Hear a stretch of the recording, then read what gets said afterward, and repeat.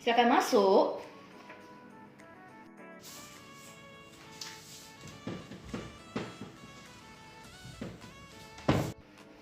Selamat pagi, Ibu. Selamat pagi. Silakan duduk. Jadi, ada yang bisa saya bantu, Ibu? Saya mau menebus resep obat, Bu. Oh, boleh saya lihat dulu resepnya, Ibu? Boleh? Oke, jadi sebelumnya perkenalkan ya, nama saya Jennifer sebagai apoteker di Apotek Sehat Abadi yang sedang bertugas saat ini. Kalau saya boleh tahu, obat ini ditebus untuk siapa ya, Bu? Untuk anak saya, Bu. Mohon maaf, ini saya berbicara atas nama Vini. Oke, jadi sebelumnya saya ingin bertanya dulu, obat ini diresepkan dari Dr. Luhur Prambudi ya, Ibu? Iya, betul. Dan obat ini diresepkan pada tanggal 26 Oktober 2020. Iya. Oke, kalau begitu akan saya periksa dulu resep ini ya, Bu. Silakan Baik. ditunggu sebentar ya, Bu. Baiklah, jadi apakah saya boleh meminta ketersediaan waktu Ibu 5-10 menit aja untuk mendengarkan konseling yang saya berikan terkait dengan penggunaan obat dari resep ini? Boleh. Oke, jadi apakah Ibu udah merasa nyaman dengan suasana di sini? Sudah. Oke, jadi sebelumnya saya akan mengatakan bahwa saya akan mengajukan beberapa pertanyaan. Tapi Ibu gak usah khawatir, Bu, karena data Ibu akan kami simpan sebagai data pasien. Jadi kerahasiaan dari data Ibu juga terjamin ya, Bu ya. Iya, baik. Oke, jadi saya akan menyesuaikan dulu ya, Bu ya, datanya. Jadi pasiennya atas nama saudari Vomika, apakah benar, Bu? Iya, benar. Apakah saya boleh tahu usianya berapa ya, Bu nih ya? 5 tahun. 5 tahun ya. Oke. Kalau untuk gejala yang dialami oleh anak Ibu sendiri apa ya, Bu, kira-kira? Gejalanya cuma demam sama sakit kepala. Demam sakit. Oke, kalau untuk pengobatan terkait gejala ini apa aja ya yang Ibu berikan kepada anak Ibu? Kalau obat sih cuma paracetamol sama Bodrexin ya. Oke. Apakah anak Ibu juga ada mengkonsumsi suplemen-suplemen gitu, Bu? Tidak ada. Oke, kalau riwayat penyakit lain atau penyakit turunan ada nggak ya dimiliki oleh Nggak anak ada. Ibu? Nggak ada ya? Oke, jadi saya juga mau menanyakan apakah dokter juga ada menjelaskan mengenai bagaimana pengobatan yang diresepkan Ibu? Ada, tapi cuma sedikit sih yang disampaikan. Kalau boleh tahu, dokter mengatakan apa ya kepada Ibu? Dokter bilang kalau anak saya itu ada infeksi, Bu.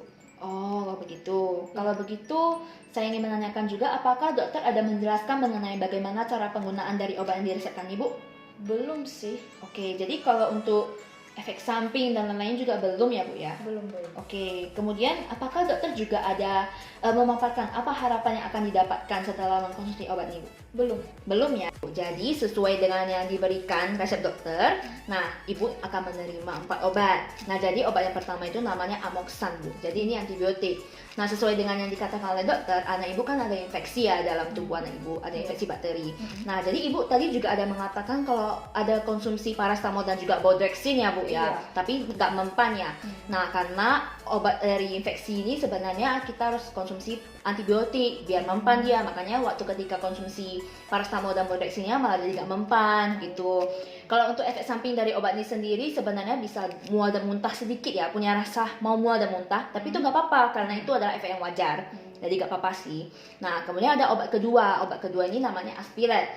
Nah, selain untuk menurunkan demam yang diderita anak Ibu, ini juga bisa meringankan rasa sakit kepala ya. Anak Ibu kan tadi ada sakit kepala. Iya. Nah, ini bisa diringankan, Bu. Nah, efek dari obat ini sebenarnya sih bisa kantuk sedikit ya, bisa merasa mengantuk, tapi nggak apa-apa, itu dalam hal yang wajar karena itu adalah efek dari obatnya. Kemudian untuk yang ketiga, ini merupakan vitamin, Bu, vitamin C atau bisa kita sebut ascorbat. Nah, tadi Ibu kan ada infeksi ya, infeksi bakteri. Jadi imunitas tubuh anak Ibu ini sebenarnya udah drop, udah menurun. Nah, jadi harus ditingkatkan lagi imunitasnya dengan mengkonsumsi vitamin ini.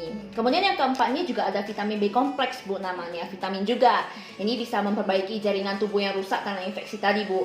Nah, untuk obat yang ketiga keempat ini sebenarnya kan vitamin. Jadi dia gak ada efek yang berlebihan yang tidak kita inginkan, tapi kalau dalam batas yang udah berlebihan sebenarnya sih bisa overdosis. Tapi Ibu jangan khawatir, Bu. Di sini saya sudah memberikan 5 bungkus yang udah berisi 4 obat itu, Bu.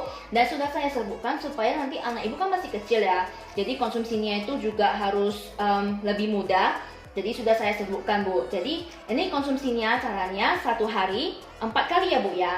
Dan harus dikonsumsi 1 kali 1 bungkus setelah makan. Jadi misalnya Ibu konsumsinya Ibu sarapannya jam berapa misalnya anak Ibu sarapannya? Jam 7. Sarapannya jam 7 ya anak Ya. Ibu ya.